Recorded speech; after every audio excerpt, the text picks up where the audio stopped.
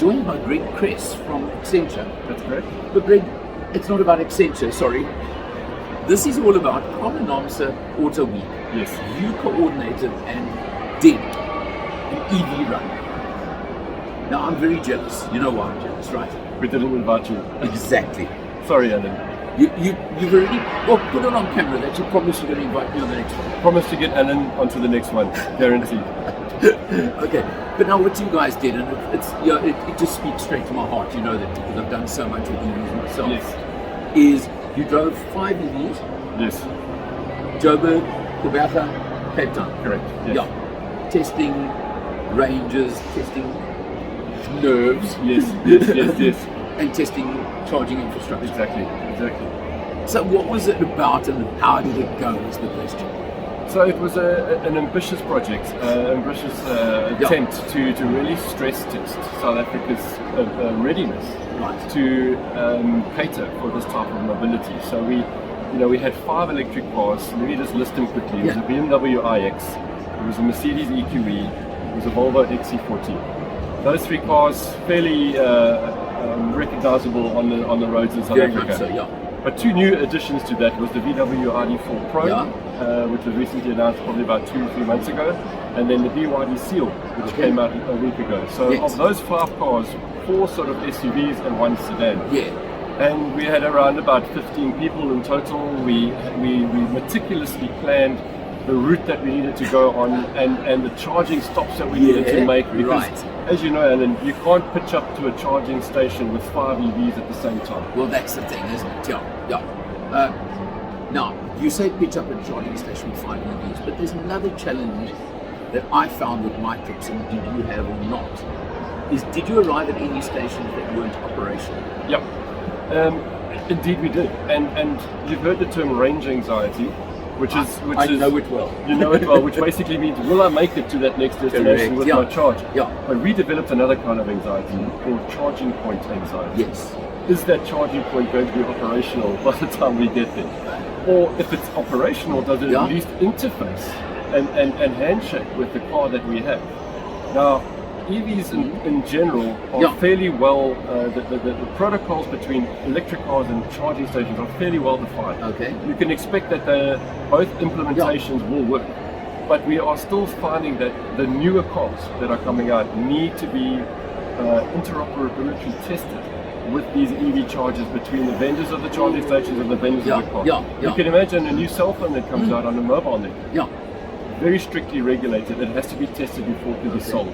We're not quite there yet in EV world with charging, but hopefully we will see out of this type of trip that we need to do that type of thing. And I think if I heard you guys correctly, you also proved the fact that the charger that gave you trouble was a very old charger, one of the earlier ones. So it's like, as you said, cell phones, it's generations. It's generations of it. And to be fair to the team from GridCars and the other charging networks, they were very helpful along the way and very open to us doing this test because it's in their interest that it's a successful trip. But we did hit a point where, let's say, the newer 800-volt architecture of the BYD Seal, which can take speeds up to 150 kilowatts in terms of charging terms. When we tried to connect that to one of the older model DC chargers on the trip towards Quebec, it would do the pre-connect, it would do a self-test, it would do a pre-charge, and then as the charging started, it would drop within a second. And multiple attempts to try and get this system didn't resolve it. Now, we've had the team working since that trip trying to troubleshoot what was causing it. And to be fair, it's not exactly that this is an incompatible car.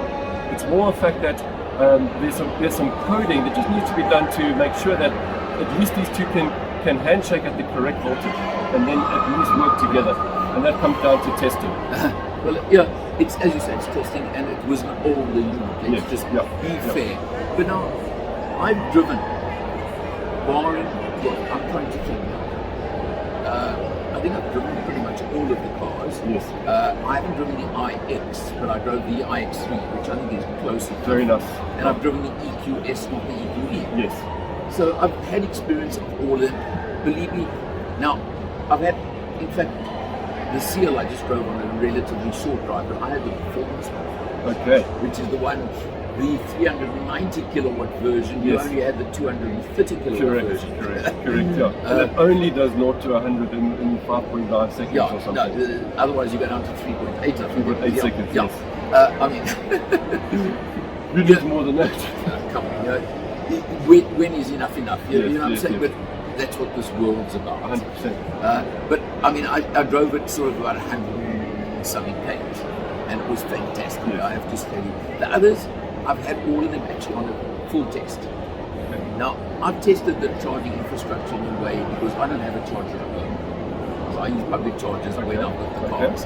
And I've had similar problems along the way. You get to a charger at there was an issue with one of them where, I don't know, the whole, not knocking, but Rubicon, their system was down apparently that day. Yes. So I get to, and it's a case of, as you say, range anxiety, charger anxiety, where at the worst of load shedding, I was driving around trying to find a charger that worked, because of course if you go to shopping malls, when they go to generator power, the chargers won't disable the chargers. Yeah. So I encountered that a few.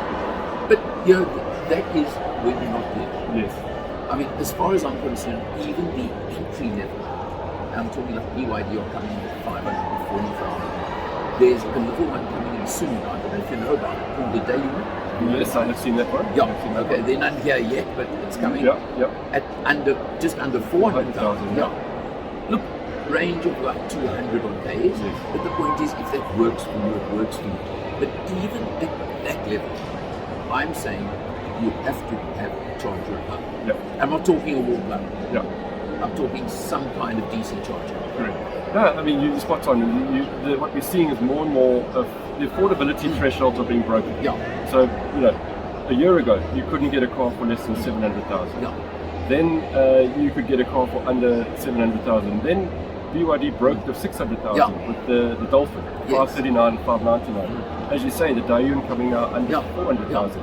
And there's, I could say, more exciting models coming out in the next 12 months as well that I've heard about. Well, BYD said they're also doing something in the 400. It's coming. So, and then you start doing the maths, Alan. I mean, you look at, okay, I'm spending 2,000 Rand a month on fuel. Like, if I bought myself that wallbox charger and I connected it up, I can then charge at a speed of 7 kilowatts per hour putting into that battery. Which means that you could do this overnight, but even better, if you happen to have a solar installation at home, and you're at home during, say, the 10 o'clock to 12 o'clock phase, 2 hours, you put in 15 kilowatt hours, you've added 100 kilometers of range, and it's cost you zero. It's electric fuel that you generate. Look, I'm going to mention Enviro Auto, that I will in front with the little vans. Their business model is actually built on companies that have got solar installations. Perfect, yes. That's where they actually have sustainable mobility. Yeah, correct. And the thing about it is, if you now can take the early adopters who bought their EVs, and a lot of them that bought the 1.5 million Rand plus ones, they're a lot of business owners. They've already adopted the technology. Now they've got to wake up to say, hang on, it can work for my company as well. That's right. So this is where the model is going to start working for the commercial application of electric. Absolutely.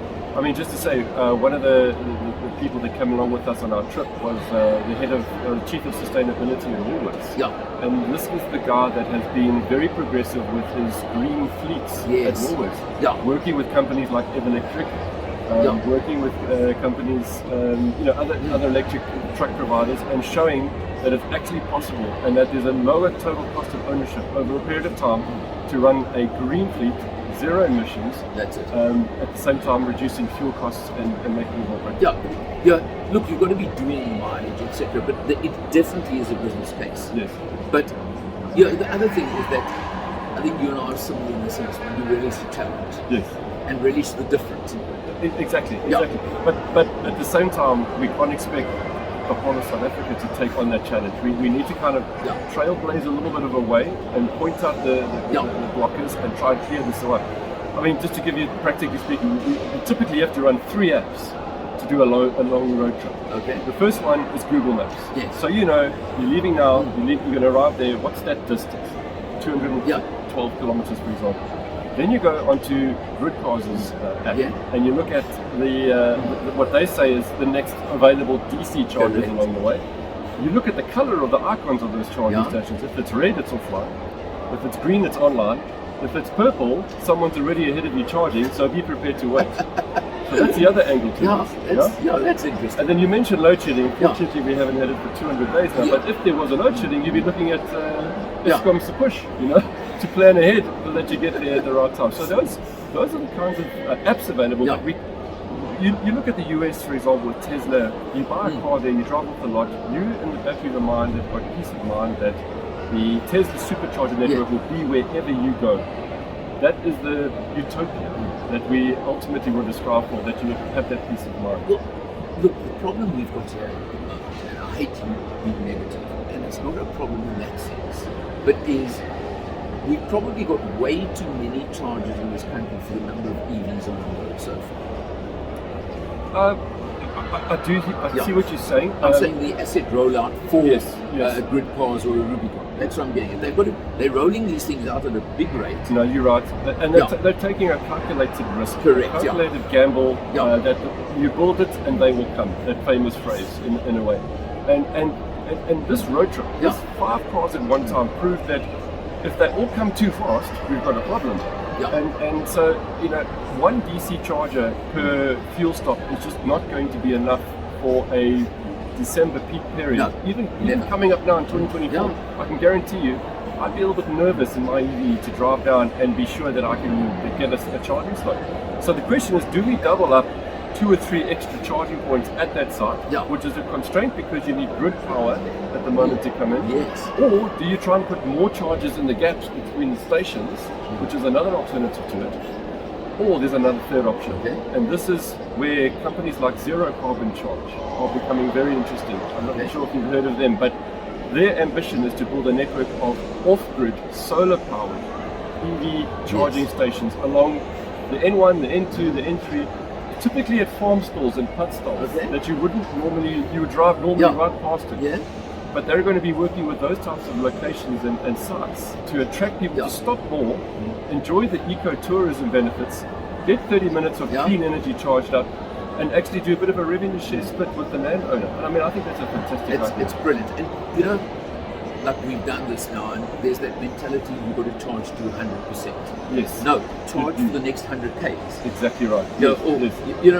There's different ways of approaching it. The way you charge your cell phone, in a way, if you go to bed at night and your phone's at 30%, you don't wait for it to get to 0 before you charge. You just plug and play wherever you go. There's actually a saying called ABC. It's called always be charging. Wherever you have a chance, plug your car in, go from 60 to 74. 74 comes down to 67. Next point, you're always going to be in that zone. So it's not about running your petrol tank flat and then charging only then. I think I quoted you yesterday, never pass a charging station. Yes. Ideally, always, there's so many variants to this, but always be sure that if you have to skip a charging station, you've got enough for the next one. Correct. Yeah. Greg, fantastic chatting and just Alan. Getting to know you a bit. We're going to see each other again. It's a pleasure being here, and thank you for having me, Alan. Thank you. All right.